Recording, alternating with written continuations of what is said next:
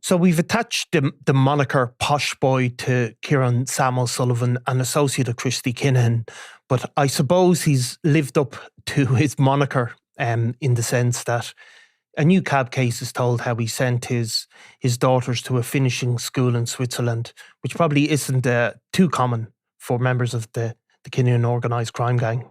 Well, we don't know for sure, but I mean, it was incredible to find out, like, just how much money was being spent. It was nearly 200,000 euro, just under, I think it was just over 190,000 euro through different means. He was using an auntie's credit card, he was using Revolut, and it was going to this place, the Serval School in Montreux in Switzerland, described as a finishing school for girls. So now these girls are now adult children. They're adult children now, but this is obviously when they were in their teens. And what is a finishing school, Eamon, would you? Well, I think the way I understood it from the old-fashioned days was that it was a place where polite young ladies from very good families would go to learn correct deportment and include things like how to get out of a Ferrari while wearing a miniskirt without embarrassing yourself. I won't even ask you to describe what deportment is, but let's just take it as people know what that is. But either way, I suppose it's another fascinating bit of the tale of Ciaran Sam O'Sullivan. Now, Ciaran Sam O'Sullivan is a guy who grew up in South County Dublin in a very middle-class background. But I think you can see from this cab case how he's not just somebody who, you know, as sometimes you get people who are from that background get mixed up in maybe washing money. But this Ciaran Sam O'Sullivan has been a key member and somebody very trusted by the very leadership of the Kinahan cartel for over 2 decades. Yeah, I mean, like, he's described as being kind of an associate of Christopher Kinahan Sr., like from more than 20 years ago. So this would have been when he was a much younger man. I think his date of birth puts him at about 50 now. So you're talking when he was in his late 20s. He was part and parcel of I suppose it wasn't the fledgling Kinahan cartel at that stage. It was the rapidly growing. Yeah. And, you know, and he took up various roles, it seems, from what we know. I mean, like, he was caught with consignments of drugs in both Holland and Spain. And as well as that, then, you know, he's been involved in a really sophisticated money laundering scheme. And then later we find out that he's also involved in selling and distributing and presumably instructing other gangsters how to use the EncroChat phone system and other encrypted phone networks. So he was playing this, I suppose, a very shadowy advisory role. You know, he wasn't the guy going in, kicking in doors, breaking arms or shooting people, but he was playing this kind of drugs as a commodity, as a businessman.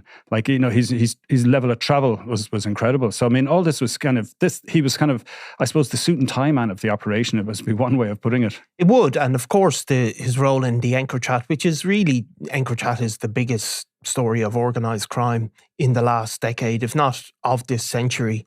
The EncroChat network was an encrypted phone network that probably sometime in the 2010s, nearly every major criminal gang in Europe started to use, believing they were unhackable by police forces. And obviously, ultimately, they were hacked, and it's led to, look, we won't even try and put figure on the amount of convictions and seizures that led to. But there was, Sam O'Sullivan wasn't just a user of the network, he seemed to have been a distributor, and not just in Ireland. It seems that he saw this as a money spinning opportunity. Yeah, and we know again from this, like one of his, I suppose, people working for him was a man called Robert Nocter. They described in one case, I think, as a barman. He was actually caught with 93,000 in cash in 2021, and he didn't contest, a court action to take that money off him, and he's referred to as possibly living in Spain now. And he came up in the forest again recently. Yeah. Nicola's story about O'Sullivan and Nocter being subject of an investigation in France where they think up to 200 EncroChat phones were sold, or there was 200 customers. Obviously, you know, there could be multiple handsets sold. Like if a gang leader wants to be able to talk to his associates, he's going to buy one for each. And so you had that, but as well as this, they also have evidence that he sold into gangs in Liverpool as well as into Polish gangs. So he was quite, he was on top of that. And it was 2015 is when the system actually came on board. And I think that the French hacked it in very, very early 2020. And they had a couple of months where they were basically eavesdropping on the messages. And this is the information then that was disseminated out. And it looks like the EncroChat hack was what put the Gardaí onto this particular part of Sam O'Sullivan's life or career as a criminal. And that they went after this Chinese money laundering operation based in Ireland who were sending money abroad. Basically, Irish gangsters could walk into there was a fast food takeaway in Drimna at the time, or Crumlin, and you were able to drop in your bag of money and collect it wherever you needed to in the world. And he was using this system. And he was seen as, he was, surveillance had him meeting with the top guy in this. And he was searched. His houses where he was living in Tulfaris with his his partner at the time, who was actually Robert Noctor's ex-wife, as we discovered in the affidavit. So he, I suppose, had an interesting personal life as well. He was previously married and had two children, two daughters who went to the school, who are both adults now. And they also searched his aunt's house, which is in Glenageary, where he used that as his home address when he was in Ireland, and there was various things taken there, like there was Rolex watches, and there was documents found that gave evidence of his travels abroad. I mean, we can go into all that. I mean, yeah, I suppose it's interesting to see where he came from and how he got, I suppose, rose to the top of. And you're talking about it's been described as being somebody known to international police forces across Europe. I mean, Sam O'Sullivan was from Glenageary, as you said, grew up around people from that area, was probably on the rave scene, and somehow got mixed up with a guy called Chris Casserly, I suppose, originally. Now, Chris Casserly, we don't hear as much about him as we once did, but he was one of the early, I suppose, associates of Christy Kinahan. And they were, at that point, they were involved certainly in cannabis dealing, I suppose, but also ecstasy and cocaine. Yeah, and I suppose it was early 2000. There was a joint Spanish and Garda operation into the Kinahan cartel, and O'Sullivan was targeted as part of that. And they was all suspected of the importation of illegal drugs into Ireland, possibly via Spain or brokered in Spain, which was hence the involvement of the Spanish police. In 2003, there was a 400 kilo cannabis resin consignment that was concealed in pallets of tins of olives. And this was after, I think there was a surveillance operation put in place, and another 400 kilos were found as well. And O'Sullivan was arrested along with Christopher Casserly and Bernard Clancy, who who's one of the guys that's been sanctioned by the US in when was it now? 3 years ago now. Yeah. And is seen as a high-ranking lieutenant in the Kinahan cartel. And Sullivan actually got a custodial sentence in Spain that time. He got 3.5 years in prison. And the point they were making in the belief affidavit was that this is showing how from very early times he was linked in. Like Chris Casserly, they were explaining he'd been a long-time target of the guards, and especially by the Garda National Drugs Unit as well. And they talked about his links as well to Christopher Kinahan Sr., that he was very much part of the setup there, and when realised that he was being targeted by the guards in a very active sense, he also left the country as well. Yeah, because Chris Casserly and would have been, I suppose, I think initially hooked up with Sam O'Sullivan in Ireland back in the 90s, and there was some drugs raids that were linked to Casserly and Sam O'Sullivan that didn't, I suppose, ultimately lead to convictions. But what's believed is that that initially Sam O'Sullivan moved between Spain and Holland, was in constant contact with Christy Kinahan Sr., who really thought well of him and felt of him, like while some of the other people of Daniel's age, because he'd be the same rough age as Daniel, I mean, Christy Kinahan Sr. wasn't meant to have been fond of them at all and didn't like them, but he liked Sam O'Sullivan. When he went to prison for that drugs bust, I suppose, although they got whatever number of years was served, there was no informing, there was no cutting deals, and I think that kind of embedded him deep within it. In that 2000s, I think the Kinahan at that stage still cannabis probably would have been their main business at that stage. And they had a group, including Bernard Clancy, who were kind of managing that for them. But Bernard Clancy, who's from the Oliver Bond, grew up with Daniel Kinahan. By all accounts, not a very showy sort of character, but has stayed with him loyal absolutely throughout, and was even spotted in Dubai. He was pictured in the background when Daniel Kinahan was pictured there with Tyson Fury.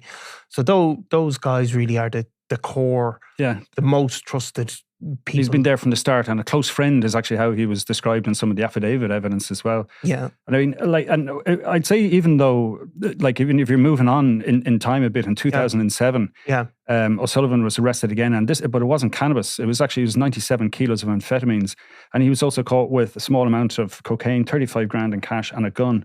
Yeah. And believe it or not, he got 28 days. Yeah, but that was in Holland, was it? Yeah, so it just shows you. And of course, it's changed in Holland now, because in recent years, they're starting to give these really hefty sentences. But there certainly was a period of time in the 2000s where if you're going to be caught with drugs anywhere, Holland was the place to be it.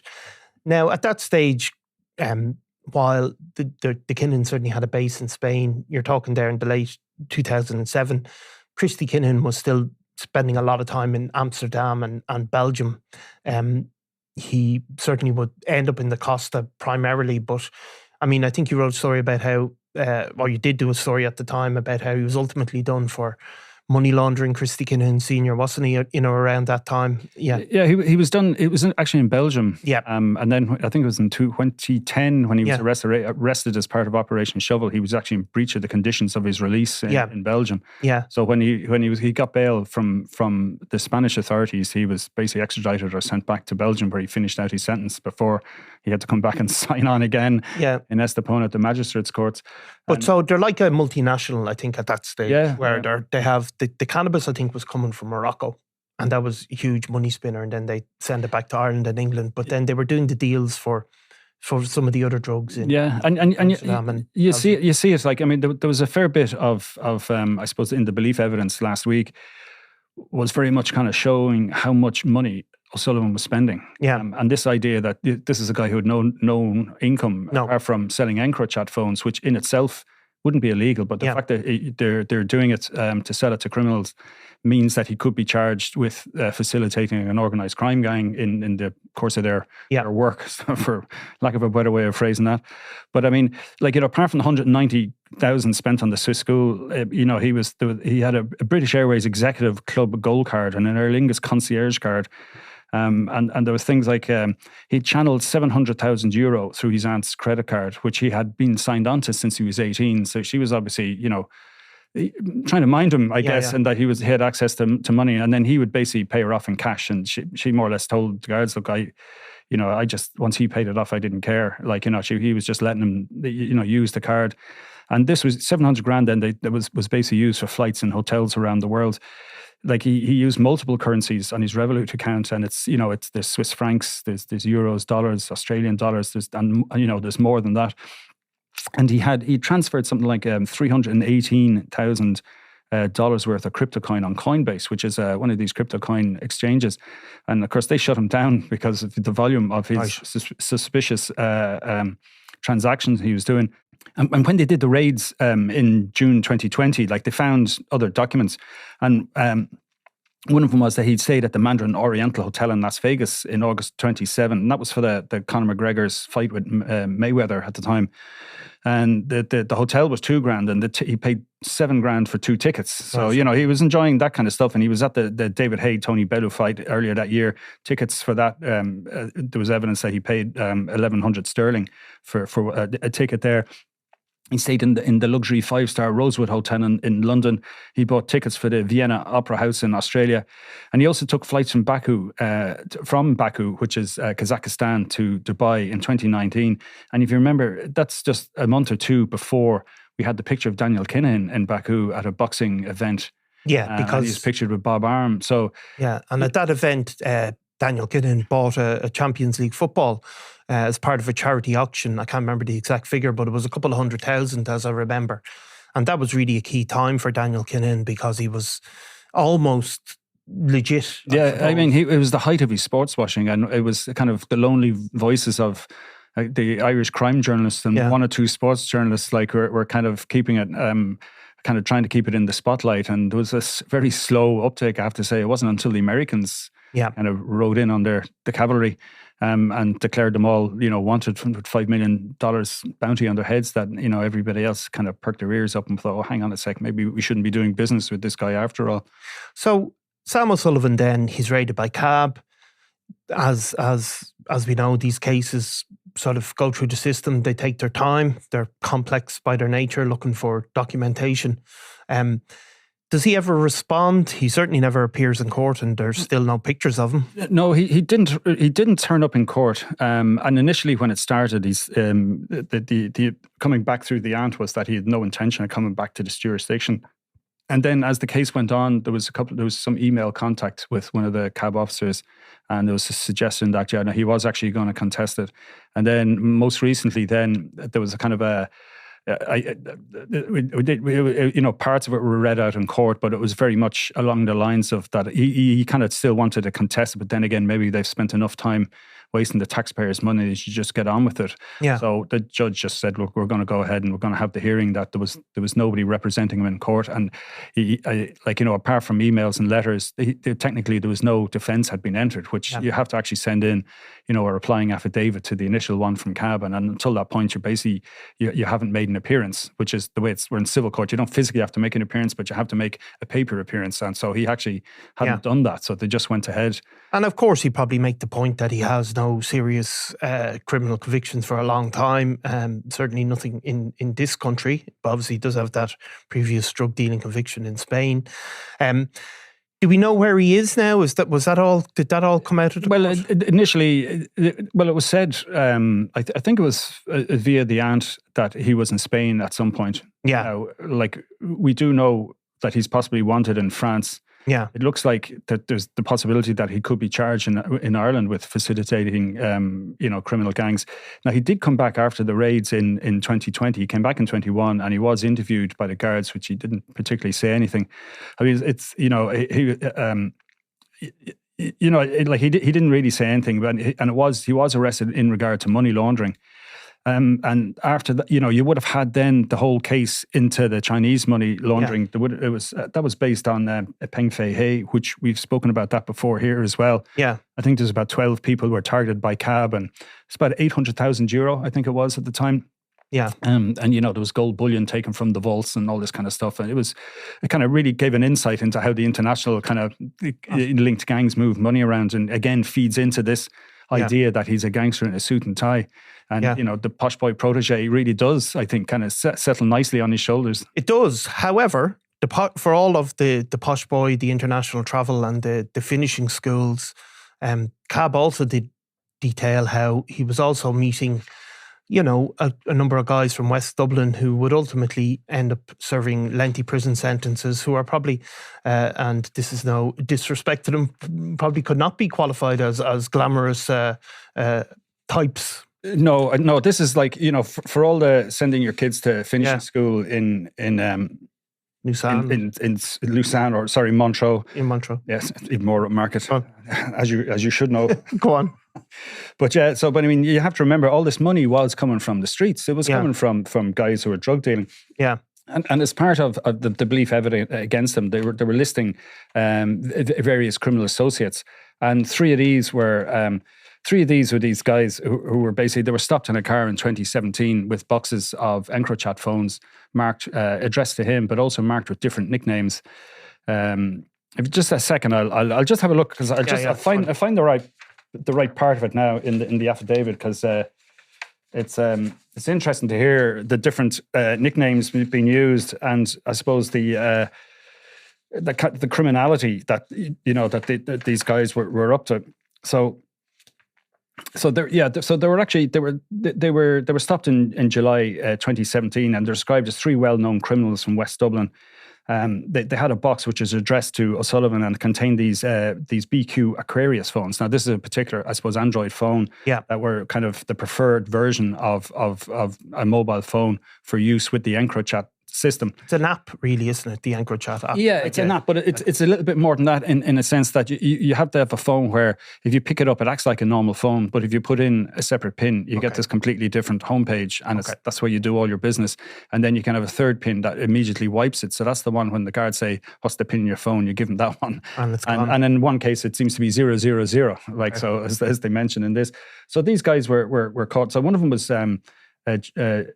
Jordan. One of them was Jordan Keogh. So he's April 96 is his date of birth, from Rolla Park in Dublin, and he was later then arrested by the National Drugs Unit for money laundering offences after he was found with 122,000 in cash, and he got 3 years and 6 months as a result of that. He was arrested again when he was found in possession of a semi-automatic gun and ammunition, and got 1 year and 6 months for that. And he was also arrested a third time for money laundering in September 21, when nearly 50,000 was found concealed in the engine block of a car he was travelling in.